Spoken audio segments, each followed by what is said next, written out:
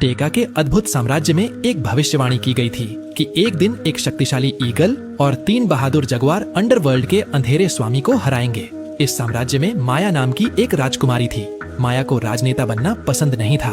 वह अपने 3 भाइयों की तरह एक योद्धा बनना चाहती थी, लेकिन उसकी माँ चाहती थी कि वह एक परंपरागत शाही राजकुमारी बने, जिससे वह नाराज हो गई। राज्याभिषेक समारोह के लिए माया को तैयार किया गया, जहाँ अन्य राज्यों की रानियां भी आई थीं। इनमें लूना द्वीप की रानी ग्रैंडब्रोवा, गोल्डन माउंटेन के बर्बर राजा और राजकुमारी और जंगल भूमि की रानी विधवा शामिल थीं। समारोह के दौरान जात नाम का एक दूत अंडरवर्ल्ड से वापस आया। उसने माया को बताया कि एक युद्ध की योजना बनाई जा रही है, जिसमें भगवान को बलिदान देने की योजना थी। जात ने यह भी खुलासा किया कि मृत्यु की रानी रानी एम वास्तव में माया की असली माँ थी। राजा टेक, जो माया के पिता थे, को लगा कि यही वह दिन है जब भविष्यवाणी सच होगी। उन्होंने अपने 3 बेटों को इकट्ठा किया और सेडस के खिलाफ लड़ाई लड़ी। सेडस ने उन्हें रोकने के लिए 2 खतरनाक राक्षसों को बुलाया। लड़ाई में राजा टेक ने जीत हासिल की, लेकिन वह अपना बायां हाथ खो बैठे। इसके बाद जात अंडरवर्ल्ड में वापस चला गया ताकि राजा मैकलिन को लड़ाई के परिणामों की खबर दे सके। हालांकि अन्य राज्यों ने टेक साम्राज्य को भगवान को नाराज करने का दोषी ठहराया और अपने अपने राज्यों में लौट गए। अगले दिन राजा टेक और उनके 3 बेटे एद ग्रेट गेट पर हमला करने के लिए तैयार हुए। यह गेट मानव दुनिया को अंडरवर्ल्ड से जोड़ता था। राजा टेक और उनके सैनिकों ने राजा मैकलिन के खिलाफ लड़ाई की। इसी बीच माया अपने पिता और भाइयों की चिंता में राज्य से बाहर निकल गई। रास्ते में उसे घायल राजा टेक को मदद करते हुए एक चतुर प्यूमा मिला। माया को बाद में जात ने उसके भाइयों के क्षतिग्रस्त हथियार लौटाने के लिए संपर्क किया। लड़ाई के बाद राजा टेक और उनके सैनिकों की हार का शोक मनाया गया। समारोह समाप्त हुआ और हर कोई घर लौट गया।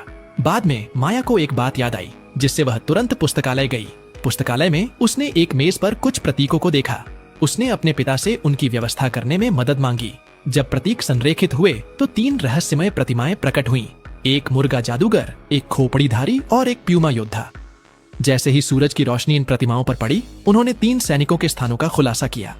मुर्गा जादूगर लूना द्वीप पर था, खोपड़ी धनुर्धारी जंगल की भूमि में था, जबकि प्यूमा योद्धा का निवास स्थान गोल्डन माउंटेन था। माया ने छिपा के साथ इन दोनों के अलावा एक तीसरे व्यक्ति को खोजने का फैसला किया। उसके माता पिता ने सहमति दी, क्योंकि इससे वह राजा मिकन से दूर रह सकती थी। अपनी यात्रा के दौरान माया लूना द्वीप पर पहुंची, जहां उसकी मुलाकात जात नामक व्यक्ति से हुई, जो उसकी ओर आकर्षित हो गया। लूना द्वीप पर माया ने वहां की नेता ग्रैंड बुआ से मुलाकात की और उनसे अनुरोध किया कि वे महान द्वार को नष्ट करने में उसकी सहायता करें।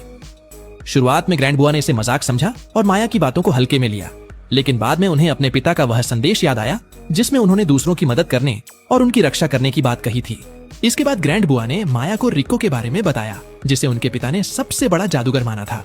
शुरुआत में रिको माया के अभियान में शामिल नहीं होना चाहता था, लेकिन जब उसने ग्रैंड बुआ का चित्र देखा और उनकी बातें सुनी, तो उसने उनके साथ जाने का फैसला किया। फिर माया और रिको ने खोपड़ी धनुर्धारी की तलाश में जंगल की भूमि की यात्रा की। वहां उन्होंने क्वीन विडो से मुलाकात की, जिन्होंने उन्हें बताया कि जंगल में सबसे शक्तिशाली योद्धा एल्क मोस्ट्रो ब्लैंड है। हालांकि उसकी असामान्य उपस्थिति के कारण वह जंगल में अकेला रह गया था। माया और रिको बिना देरी किए उस स्थान पर गए जहां ब्लैंको रह रहा था। ब्लैंको ने उन्हें दुश्मन समझकर हमला कर दिया, लेकिन माया ने उसे समझाने में सफलता पाई कि वह उसे मृत्यु की रानी के रूप में प्रशिक्षित करने में मदद करेगी। मृत्यु की रानी माया की जैविक माँ थी। इस यात्रा में शामिल होते हुए ब्लैंको, जिसका असली नाम चीमी था, माया का साथी बन गया। इसके बाद तीनों ने प्यूमा योद्धा को खोजने के लिए गोल्डन माउंटेन का रुख किया। वहां पहुंचकर उन्हें पता चला कि प्यूमा का साम्राज्य अब वीरान हो चुका था। जब वे महल में गए तो पहले से तैयार जाल में फंस गए। सौभाग्य से बर्बेरिस ने, जो अपने राज्य को राजा मिकन के सैनिकों से बचाने की तैयारी कर रहा था, उनकी मदद की। माया ने बर्बेरिस से मदद मांगी और कहा कि वे राजा मिकन से लड़ने के लिए अपने कुछ योद्धा दें। बर्बेरिस की राजकुमारी ने सुझाव दिया कि वे पिच्चू की मदद लें, जो अफसोस की चट्टान पर रहता था। माया और उनके साथी चट्टान पर पहुंचे और पिच्चू से मुलाकात की। शुरुआत में पिच्चू ने सोचा कि माया राजा मिकन की एजेंट है और उन पर हमला कर दिया, लेकिन चीमी ने स्थिति संभाल ली। इसके बाद माया ने पिच्चू को उनके साथ शामिल होने का प्रस्ताव दिया, जिसे पिच्चू ने मान लिया। अब यह सभी माया के माता पिता से जुड़ने के लिए टेक लौट गए। वहां सब ने अपनी अपनी कहानियां साझा की। माया ने बताया कि वह बचपन में वन आत्मा द्वारा ले ली गई थी और राजा टेक ने उसे पाला था।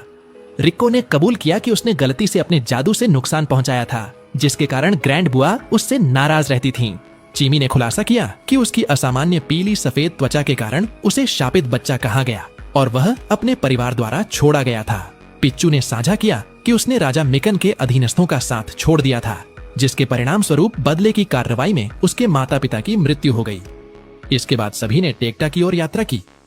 वहां उन्होंने देखा कि गोलम्स ने राज्य पर हमला कर दिया है। माया और उसके 3 दोस्तों ने गोलम के खिलाफ जमकर लड़ाई लड़ी और राज्य का सफलतापूर्वक बचाव किया। अगले दिन माया ने अपने दोस्तों को अपने माता पिता से मिलवाया। इसके बाद वे सब ग्रेट गेट की ओर अपनी यात्रा पर बढ़े। कई असफल प्रयासों के बाद चीमी ने गेट से गुहार लगाई। हैरानी की बात यह थी कि उसकी आवाज सुनकर गेट ने जवाब दिया। गेट धीरे धीरे जाग गया और एक गोलम में बदल गया। दोस्तों ने गेट से युद्ध करना शुरू कर दिया।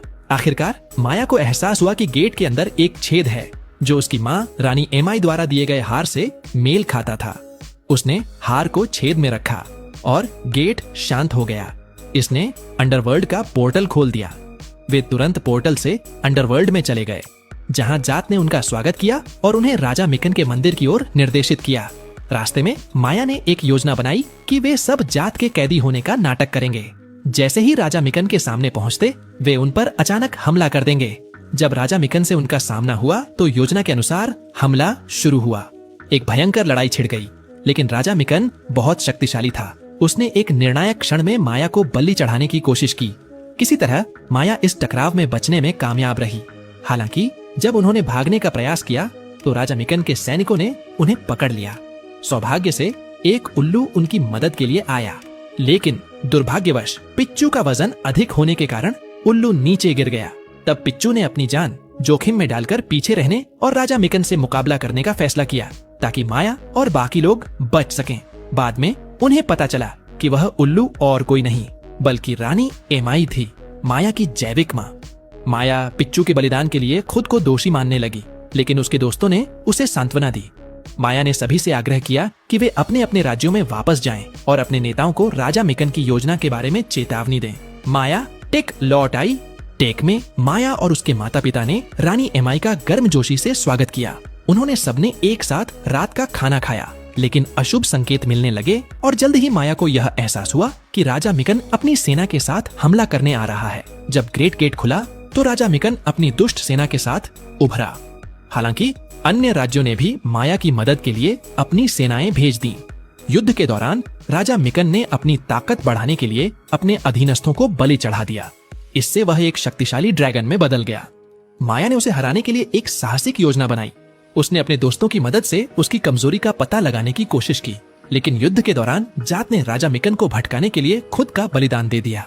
माया को एक कठिन निर्णय का सामना करना पड़ा। उसने अपने जीवन को जोखिम में डालते हुए राजा मिकन के शरीर के अंदर प्रवेश किया।